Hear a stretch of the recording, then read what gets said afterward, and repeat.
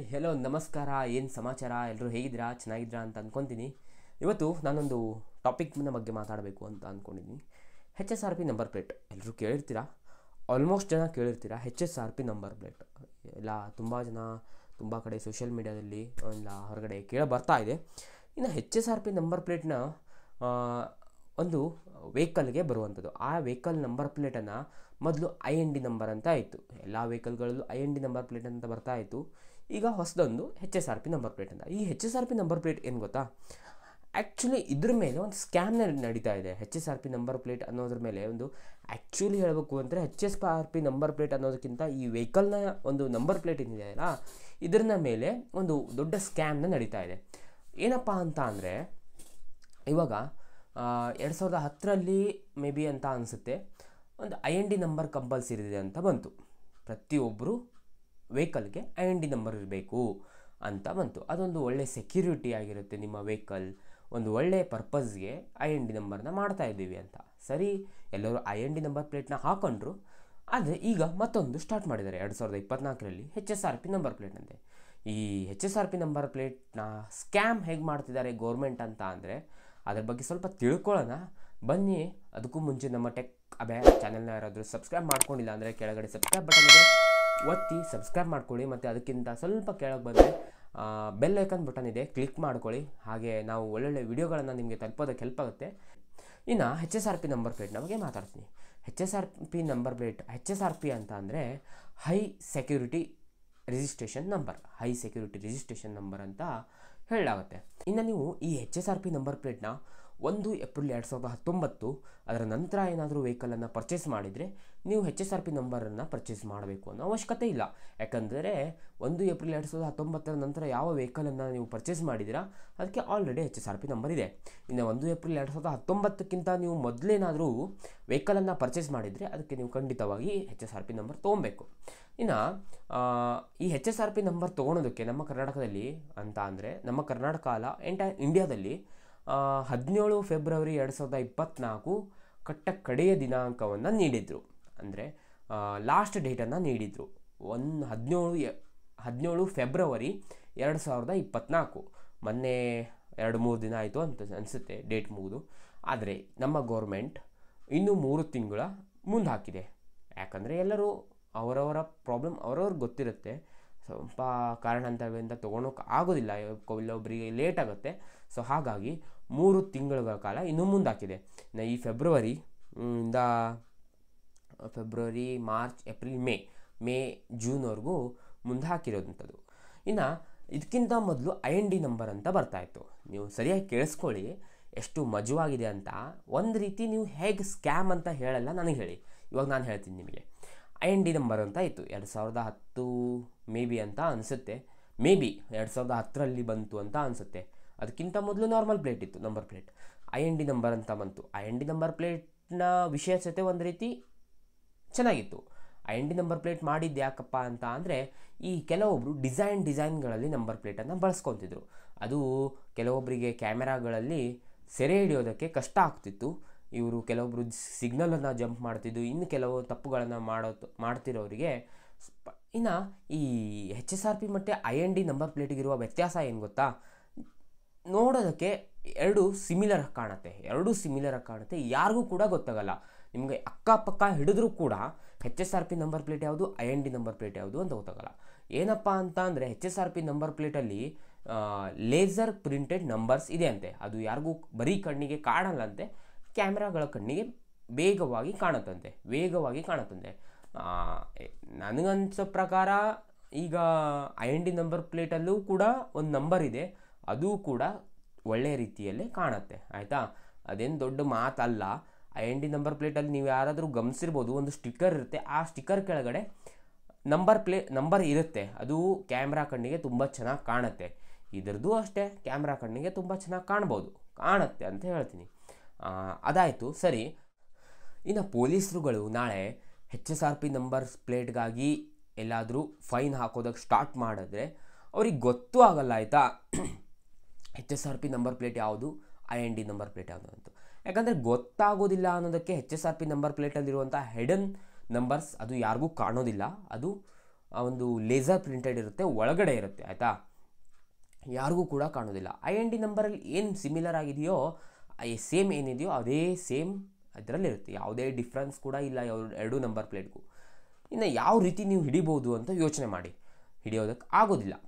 ಸರಿ, ಇನ್ನು ಅದು ಹೋಗಲಿ, ನಾನು ಮತ್ತೊಂದು ಸ್ಟ್ರಾಂಗ್ ಒಂದು ಸ್ಟೋರಿನ ಬಗ್ಗೆ ಮಾತಾಡ್ತೀನಿ. ಇವತ್ತು ನಾಳೆ ನನ್ನಂಥ ಎಜುಕೇಟೆಡ್ ಪೀಪಲ್ಸ್, ನನ್ನಂಥ ಯಂಗ್ ಸ್ಟೂಡೆಂಟ್ಸ್ ಇದರ ಬಗ್ಗೆ ಸೋಷಿಯಲ್ ಮೀಡಿಯಾದಲ್ಲಿ ಆ್ಯಕ್ಟಿವ್ ಇರ್ತಾರೆ, ಮೊಬೈಲ್ ಯೂಸ್ ಮಾಡ್ತಿರ್ತಾರೆ, TV ನೋಡ್ತಿರ್ತಾರೆ, 4 ಜನರ ಹತ್ರ ಬೆರೀತಿರ್ತಾರೆ, ಒಬ್ಬರಿಂದ ಒಬ್ರಿಗೆ ಕೇಳ್ತಾ ಇರುತ್ತೆ, ಒಂದು ಸೋಷಿಯಲ್ ಮೀಡಿಯಾದಲ್ಲಿ ರನ್ ಆಗ್ತಾ ಇರುತ್ತೆ, ನೋಡ್ತಾ ಇರ್ತಾರೆ, HSRP ನಂಬರ್ ಪ್ಲೇಟ್ನ ಬಗ್ಗೆ ಗೊತ್ತಾಗುತ್ತೆ, ಇವರೆಲ್ಲ ಹಾಕ್ಸ್ಕೊತಾರೆ. ಇನ್ನು ಕೆಲವೊಂದು ಹಳ್ಳಿ ಜನರು ಅವ್ರ ಹತ್ರ ಸರಿಯಾಗಿ ಒಂದು ಮೊಬೈಲ್ ಕೂಡ ಇರೋದಿಲ್ಲ, ಇದ್ದರೂ ಒಂದು ಕೀಪ್ಯಾಡ್ ಮೊಬೈಲ್ ಇರುತ್ತೆ, ನಮ್ಮ ಮನೇಲಿ TV ಇರೋದಿಲ್ಲ, ಇವರಿಗೆ ಯಾವುದೇ ಒಂದು ಸುದ್ದಿನೂ ಮುಟ್ಟಿರೋದಿಲ್ಲ HSRP ನಂಬರ್ ಪ್ಲೇಟ್ನ. ಒಂದಿನ ಇವರು ಯಾವುದೇ ಒಂದು ಸಿಟಿಲೇ ಹೋದರು ಅಂತ ಅಂದ್ಕೊಳ್ಳಿ, ಅವರ ಒಂದು ಟ್ಯಾಕ್ಟರೋ ಇಲ್ಲ ಬೈಕೋ ಏನೋ ತೊಗೊಂಡು, ಆ ಟೈಮಲ್ಲಿ ಇವ್ರಿಗೆ ಪೊಲೀಸ್ ಹಿಡಿದ್ರೆ ಏನು ಮಾಡಬೇಕು ಹೇಳಿ? ಇವ್ರಿಗೆ ಯಾವುದೇ ರೀತಿಯ ವಿಷಯಗಳು ಮುಟ್ಟಿರೋದಿಲ್ಲ, ಇವ್ರಿಗೆ ಗೊತ್ತೂ ಇರೋದಿಲ್ಲ HSRP ನಂಬರ್ ಪ್ಲೇಟ್ ಅಂದರೆ ಏನು ಅಂತ. ಸೊ ಇಂಥವರಿಗೆ ತುಂಬ ಪ್ರಾಬ್ಲಮ್ ಆಗುತ್ತೆ. ಸರಿ, ಇದು ಆಗಿ ಹೋಗಲಿ, ನಾನು ಮತ್ತೊಂದರ ಬಗ್ಗೆ ಮಾತಾಡ್ತೀನಿ. ಇದು ನೋಡಿ, ಸರಿಯಾಗಿ ನೀವು ಕೇಳಿಸ್ಕೊಳ್ಳಿ, ಎಷ್ಟು ಸರಿ ಅಲ್ಲ ಅನ್ನೋದನ್ನು. ಗೋರ್ಮೆಂಟ್ ಮೆನ್ಷನ್ ಮಾಡಿರೋ ಹಾಗೆ ಮೈ HSRP ಪ್ಲೇಟ್ ಅಂತ ಒಂದು ವೆಬ್ಸೈಟ್ ಇದೆ ಅಂತೆ. ಸೊ ಆ ಒಂದು ವೆಬ್ಸೈಟ್ನ ಮೇಲೆ ನಾವು ಒಂದು ನಂಬರ್ ಪ್ಲೇಟ್ನ ಪರ್ಚೇಸ್ ಮಾಡಬೇಕು ಅಂತ ಗೌರ್ಮೆಂಟ್ ಹೇಳ್ತಾರೆ. ಈ ಒಂದು ವೆಬ್ಸೈಟ್ ಏನಿದೆ ಇದು ಪ್ರೈವೇಟ್, ಸೈಡಿಗೆ ಇರಲಿ, ಇದರ ಬಗ್ಗೆ ಆಮೇಲೆ ಮಾತಾಡ್ತೀನಿ. ಕಡೆಗೆ ಈ ವೆಬ್ಸೈಟಲ್ಲಿ ವಿಸಿಟ್ ಮಾಡಿದ್ಮೇಲೆ ಸುಮಾರು 18 ವೆಂಡರ್ಸ್ಗಳಿದ್ದಾರೆ. ಅಂದರೆ ಇದನ್ನು ಮಾರಾಟ ಮಾಡುವವರು, ನಂಬರ್ ಪ್ಲೇಟ್ ಮಾಡಿ ಕೊಡುವವರು. ನೀವು ಯಾರನ್ನು ಬೇಕಾದರೂ ಸೆಲೆಕ್ಟ್ ಮಾಡಿಕೊಂಡು ಪರ್ಚೇಸ್ ಮಾಡ್ಬೋದು, ಅದು ತೊಂದರೆ ಇಲ್ಲ. ಸರಿ, ಈ ಎಲ್ಲ ವೆಂಡರ್ಸ್ಗಳು ಪ್ರೈವೇಟ್, ಯಾವುದೇ ಗೌರ್ಮೆಂಟ್ ವೆಂಡರ್ಸ್ಗಳಲ್ಲ. ಸರಿ, ಇದನ್ನು ಕೂಡ ಸೈಡಲ್ಲಿ ಇಟ್ಕೊತೀನಿ. ಇನ್ನು ನಾಳೆ ನಾವು ಒಂದು HSRP ನಂಬರ್ ಪ್ಲೇಟ್ ಮಾಡಿದ್ವಿ ಅಂತ ಅಂದ್ಕೊಳ್ಳೋಣ, ಇದೇ ಒಂದು ವೆಬ್ಸೈಟ್ ಮೇಲೆ ಇದೇ ವೆಂಡರ್ನ ಹತ್ರ. ನಂತರ ನಾವು ಈ ವೆಂಡರ್ನ ಹತ್ರ ಒಂದು ನಂಬರ್ ಪ್ಲೇಟ್ ಮಾಡ್ಕೊಳ್ಳೋದಕ್ಕಂತ ಎಲ್ಲ ನಮ್ಮ ಡಾಕ್ಯುಮೆಂಟ್ಸನ್ನು ಸಬ್ಮಿಟ್ ಮಾಡಿರ್ತೀವಿ ವೆಬ್ಸೈಟ್ನ ಮೇಲೆ, ಆಯಿತಾ.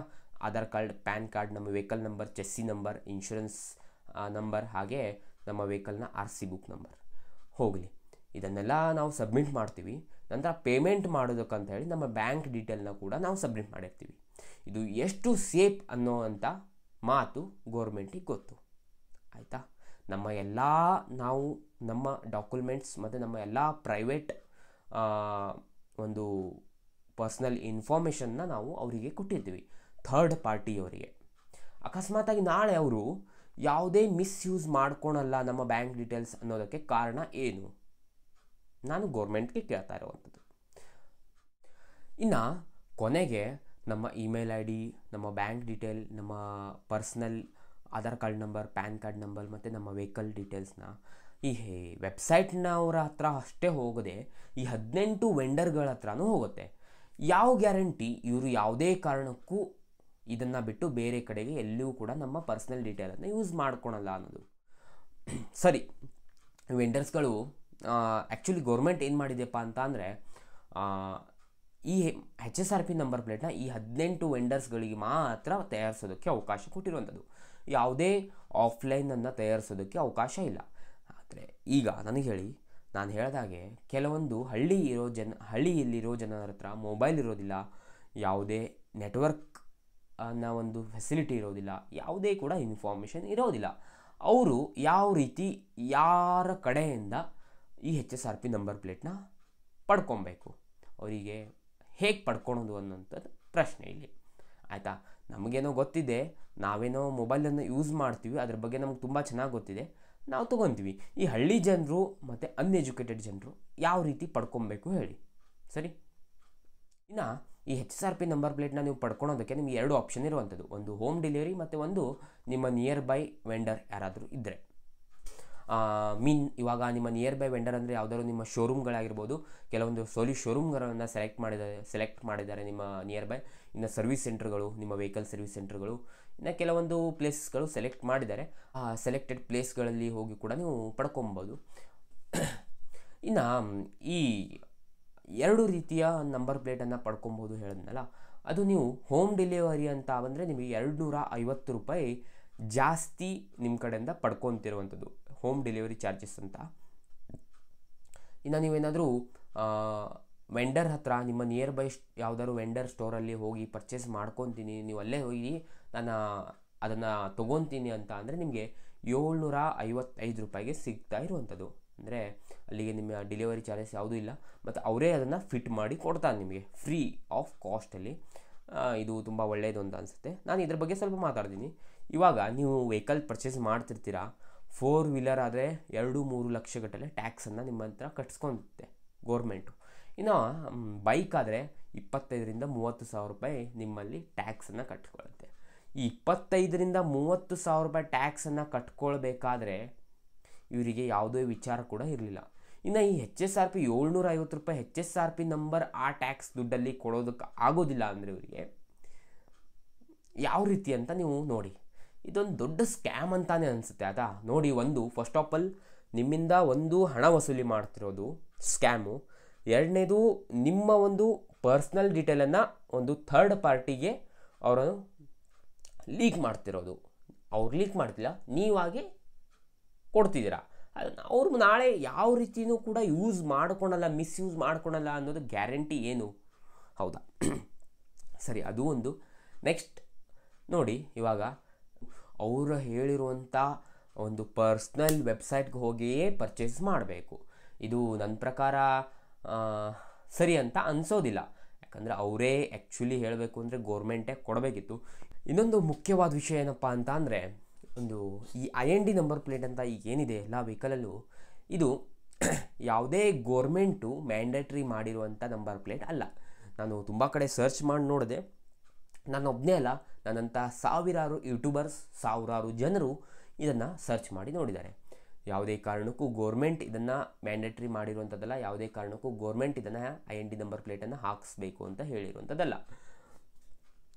ಕೆಲವು ವರ್ಷಗಳ ಹಿಂದೆ ಈ ಏನು ಶಾಪ್ ವೆಂಡರ್ಸ್ಗಳಿದಾರಲ್ಲ, ಈ ನಂಬರ್ ಪ್ಲೇಟ್ ಮಾಡುವಂಥ ವೆಂಡರ್ಸ್ಗಳು ಈ IND ನಂಬರ್ ಪ್ಲೇಟ್ ಅನ್ನುವಂಥದ್ದು ಹೊರಗೆ ತರ್ತಾರೆ. ಇವರೇ ಕ್ರಿಯೇಟ್ ಮಾಡ್ಕೊಂಡಿರ್ತಾರೆ. ಸೊ ಇದೇ ರೀತಿಯಾಗಿ ಈ HSRP ನಂಬರ್ ಪ್ಲೇಟ್ ಕೂಡ ಇವರೇ ಹುಟ್ಟು ಹಾಕಿಲ್ಲ ಅನ್ನೋದಕ್ಕೆ, ಇವರ ಇನ್ಕಮ್ಗಾಗಿ ಹುಟ್ಟು ಹಾಕಿಲ್ಲ ಅನ್ನೋದಕ್ಕೆ ಏನು ಗ್ಯಾರಂಟಿ? ಈ ಪ್ರಶ್ನೆಗೆ ಗೋರ್ಮೆಂಟ್ ಖುದ್ದಾಗಿ ಉತ್ತರ ಕೊಡೋವರೆಗೂ ಎಲ್ಲರಿಗೂ ಒಂದು ಡೌಟ್ ಇರುತ್ತೆ. ಸೊ ನನಗೂ ಕೂಡ ಇದೇ ರೀತಿಯಾದ ಪ್ರಶ್ನೆ ನನಗೆ ಕಾಡ್ತಿದೆ. ಸೊ ನಿಮಗೂ ಕಾಡ್ತಿದೆ ಅಂತ ಅಂದ್ಕೊತೀನಿ. ನೋಡಿ, ನಿಮ್ಮದು ಯಾವುದೇ ಪರ್ಸ್ನಲ್ ಡೀಟೇಲ್ ಶೇರ್ ಮಾಡಬೇಕಾದ್ರೂ ಹುಷಾರಾಗಿ ಶೇರ್ ಮಾಡಿ ಅನಿಸ್ತೀನಿ. ಯಾಕಂದರೆ ಸ್ಕ್ಯಾಮ್ ಅಲ್ಲ ಅಂತ ಹೇಳೋದಕ್ಕೆ ಯಾವುದೇ ಕೂಡ ಇಲ್ಲಿ ಪ್ರಶ್ನೆನೇ ಇಲ್ಲ. ಸ್ಕ್ಯಾಮ್ ಅಲ್ಲ, ನೀವು ಹೇಗೆ ಸ್ಕ್ಯಾಮ್ ಅಂತ ಹೇಳ್ತೀರಿ ಅಂತ ನೋಡಿ. ಇವಾಗ ನೀವು ಪೇಮೆಂಟ್ ಮಾಡ್ತೀರಾ ಅಂತ ಅಂದರೆ ಅಲ್ಲಿ ಬ್ಯಾಂಕ್ ಡೀಟೇಲನ್ನು ಸಬ್ಮಿಟ್ ಮಾಡ್ತೀರಾ. ಯಾಕಂದರೆ ನಂಬರ್ ಪ್ಲೇಟನ್ನು ಪರ್ಚೇಸ್ ಮಾಡಬೇಕು ಅಂತಂದರೆ ಆಗ ನಿಮ್ಮ ಪರ್ಸ್ನಲ್ ಡೀಟೇಲ್ ಹೋಯಿತು ಒಂದು. ಅದರ ನಂತರ ನೀವು ನಿಮ್ಮ ಪರ್ಚೇಸ್ ಮಾಡೋಕ್ಕೂ ಮುಂಚೆ ನಿಮ್ಮ ಎಲ್ಲ ಪರ್ಸ್ನಲ್ ಡೀಟೇಲ್ನ ಸಬ್ಮಿಟ್ ಮಾಡಿರ್ತೀರ. ನಿಮ್ಮ vehicle chassis number, RC book number, ನಂತರ ನಿಮ್ಮ Aadhaar card, PAN card number, ಅದರ ನಂತರ ವೆಹಿಕಲ್ನ RC ನಂಬರ್ ಮತ್ತು ಚೆಸ್ಸಿ ನಂಬರ್ ಆಯಿತು. ಎಲ್ಲ ನಂಬರ್ ಪ್ಲೇಟ್ನ ನಂಬರನ್ನು ಹಾಕಿರ್ತೀರ. ಎಲ್ಲ ಡಾಕ್ಯುಮೆಂಟ್ಸನ್ನು ಸಬ್ಮಿಟ್ ಮಾಡಿರ್ತೀರ. ಸೊ ಅದು ಕೂಡ ಸೊ ಹಾಗೆಯೇ ನಿಮ್ಮ ಐಡೆಂಟಿಫಿಕೇಷನ್ ID ಮುಖ್ಯವಾಗಿ ನೀವು ಸಬ್ಮಿಟ್ ಮಾಡಿರ್ತೀರ. ಸೊ ಅದನ್ನು ಅಥೆಂಟಿಫಿಕೇಷನ್ ID ಮತ್ತು ನಿಮ್ಮ ಬ್ಯಾಂಕ್ ಡೀಟೇಲನ್ನು ಅವರು ಯೂಸ್ ಮಾಡ್ಕೊಳೋದಿಲ್ಲ ಅನ್ನೋದಕ್ಕೆ ಯಾವ ಗ್ಯಾರಂಟಿ ಹೇಳಿ? ಸೊ ನೀವು ಅದಕ್ಕೆ ಪೇಮೆಂಟ್ ಮಾಡ್ತಿದ್ದೀರಾ ಅಂತ ಅಂದಾಗ, ಅದನ್ನು ಪರ್ಚೇಸ್ ಮಾಡ್ತಿದ್ದೀರಾ, ಅವ್ರಿಗೆ ಪೇಮೆಂಟ್ ಮಾಡ್ತಿರ್ತೀರಾ ಅಂತ ಅಂದಾಗ ನಿಮ್ಮ ಸ್ವಲ್ಪನಾದರೂ ಬ್ಯಾಂಕ್ ಡೀಟೇಲ್ಸ್ ಅಲ್ಲಿ ಲೀಕ್ ಆಗಿರುತ್ತೆ. ಸೊ ಅದು ಯಾವುದೇ ಗೋರ್ಮೆಂಟ್ ವೆಬ್ಸೈಟ್ ಅಲ್ಲ, ಯಾವುದೇ ಗೋರ್ಮೆಂಟ್ ವೆಂಡರ್ಗಳು ಅಲ್ಲ. ನಾವು ಥರ್ಡ್ ಪಾರ್ಟಿಗೆ ನಮ್ಮ ಡೀಟೇಲ್ಸನ್ನು ಕೊಡ್ತಾ ಇದ್ದೀವಿ. ಸೊ ಹುಷಾರಾಗಿ ಪರ್ಚೇಸ್ ಮಾಡಿ, ಮತ್ತು ಪರ್ಚೇಸ್ ಮಾಡಲೇಬೇಕು, ಮ್ಯಾಂಡೇಟ್ರಿ ಅಂತ ಹೇಳ್ತಾರೆ. ಎಲ್ಲರೂ ಪರ್ಚೇಸ್ ಮಾಡಿ, ಎಲ್ಲರೂ ಸೆಕ್ಯೂರ್ ಆಗಿ ವೆಹಿಕಲನ್ನು ಇಟ್ಕೊಬೇಕು ಅನ್ನೋ ಉದ್ದೇಶ ಇದೆ ಅಂತ ಅಂದ್ಕೊತೀನಿ. ಸೊ ಆದರೆ ಕೆಲವೊಂದು ಸಮಯದಲ್ಲಿ ಅದನ್ನು ಅವರೇ ಕೊಡ್ಬೋದಿತ್ತು ಅಂತ ಅನಿಸುತ್ತೆ. ಯಾಕಂದರೆ ಗೋರ್ಮೆಂಟ್ ಫ್ರೀಯಾಗಿ ಕೊಡ್ಬೋದಿತ್ತು ನಾವು ಕಟ್ಟಿರೋ ಟ್ಯಾಕ್ಸ್ ದುಡ್ಡಲ್ಲಿ. ಸೊ ಓಕೆ ಅಂತ ಅನಿಸುತ್ತೆ, ಇರಲಿ ಪರವಾಗಿಲ್ಲ. ಸೊ ಇದೇ ರೀತಿ ನಾನು ಒಳ್ಳೊಳ್ಳೆ ವಿಡಿಯೋ ಬಗ್ಗೆ ಮತ್ತೊಂದು ಇದರ ಬಗ್ಗೆ ನಾನು ಒಬ್ಬನಲ್ಲ, ನೀವೆಲ್ಲರೂ ಕೂಡ ಧ್ವನಿ ಎತ್ತಬೇಕು. ಆಗಲೇ ನಮ್ಮ ಗೋರ್ಮೆಂಟ್ಗೆ ಗೊತ್ತಾಗೋದು. ನಂಗೆ ಮತ್ತೊಂದೇನು ಅನಿಸ್ತು ಅಂತ ಅಂದರೆ ಇದರ ಒಂದು ಆಫ್ಲೈನ್ ಕೂಡ ಇಡಬೇಕಾಗಿತ್ತು, ಎಲ್ಲ ಶಾಪ್ಗಳಲ್ಲೂ ಕೆಲವೊಂದು ಸೆಲೆಕ್ಟೆಡ್ ಶಾಪ್ಗಳಲ್ಲೂ ಮಾಡಿಕೊಡ್ಬೇಕಿತ್ತು ಅಂತ ಅನಿಸುತ್ತೆ. ನಮಗೆ ಎಲ್ಲ ಇಂಟರ್ನೆಟ್ ಫೆಸಿಲಿಟಿ ಇದೆ, ನಮಗೆ ಮೊಬೈಲ್ ಫೆಸಿಲಿಟಿ ಇದೆ, ನಾವೆಲ್ಲ ಮಾಡ್ಕೊತೀವಿ. ಸೊ ಕೆಲವೊಂದು ಹಳ್ಳಿಗಳಲ್ಲಿ ಇಂಟರ್ನೆಟ್ ಫೆಸಿಲಿಟಿನೂ ಇರೋಲ್ಲ, ಅವ್ರಿಗೆ ಮೊಬೈಲ್ ಕೂಡ ಇರೋದಿಲ್ಲ. ಅವರೆಲ್ಲ ಯಾವ ರೀತಿ ಪರ್ಚೇಸ್ ಮಾಡಬೇಕು ಹೇಳಿ ಪಾಪ ನೀವು? ಬರೀ ಇರೋದು ಒಂದೇ ಆಪ್ಷನ್, ವೆಬ್ಸೈಟ್ ಥ್ರೂ ನಾವು ಪರ್ಚೇಸ್ ಮಾಡಬೇಕು. ಸೊ ತುಂಬ ಪ್ರಾಬ್ಲಮ್ ಆಗುತ್ತೆ. ಸೊ ಇದ್ರ ಬಗ್ಗೆ ಧ್ವನಿ ಎತ್ತೋರು ಯಾರೂ ಇಲ್ಲ ಅಂತ ಅನಿಸುತ್ತೆ. ಸೊ ನೀವೆಲ್ಲರೂ ಕೂಡ ಧ್ವನಿ ಎತ್ತಿ ಇದ್ರ ಬಗ್ಗೆ ಸ್ವಲ್ಪ ಮಾತಾಡಿ, ಆಗ ಗೋರ್ಮೆಂಟ್ಗೆ ಗೊತ್ತಾಗುತ್ತೆ. ಸೊ ಇನ್ನೂ ಈ ರೀತಿಯ ಒಳ್ಳೊಳ್ಳೆ ವಿಡಿಯೋ ಜೊತೆಗೆ ನಾನು ಬರೋದಕ್ಕೆ ಪ್ರಯತ್ನ ಬರ್ತೀನಿ. ಹಾಗೆ ನನ್ನ ಟೆಕ್ ಅಭ್ಯಾ ಚಾನೆಲ್ನ ಯಾರಾದರೂ ಸಬ್ಸ್ಕ್ರೈಬ್ ಮಾಡ್ಕೊಂಡಿಲ್ಲ ಅಂದರೆ ಕೆಳಗೆ ಸಬ್ಸ್ಕ್ರೈಬ್ ಬಟನ್ ಇದೆ, ಸಬ್ಸ್ಕ್ರೈಬ್ ಮಾಡ್ಕೊಳ್ಳಿ. ಮತ್ತೆ ಬರ್ತೀನಿ, ಸಿಗೋಣ, ಬಾಯ್ ಬಾಯ್.